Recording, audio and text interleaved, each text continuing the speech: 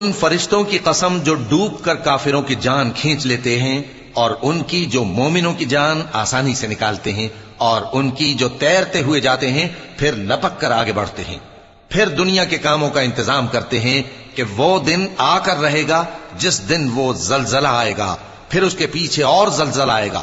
اس دن لوگوں کے دل خوف زدہ ہوں گے اور آنکھیں جھکی ہوئی۔ کافر کہتے ہیں کیا ہم الٹے پاؤں پھر لوٹیں گے؟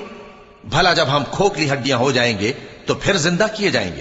کہتے ہیں کہ یہ لوٹنا تو سراسر نقصان کر لوٹنا ہوگا۔ تو بس وہ ایک ڈانٹ ہوگی، اس وقت وہ سب میدان حشر میں آ جمع ہوں گے۔ اللہ تم کو موسیٰ کی حکایت پہنچی ہے جب ان کے پروردگار نے ان کو پاک میدان یعنی طوٰ میں پکارا اور حکم دیا کہ فرعون کے پاس جاؤ کہ وہ سرکش ہو رہا ہے، پھر اس سے کہو کہ کیا تو چاہتا ہے کہ پاک ہو جائے اور میں تجھے تیرے پروردگار کا رستہ بتاؤں تاکہ تجھ کو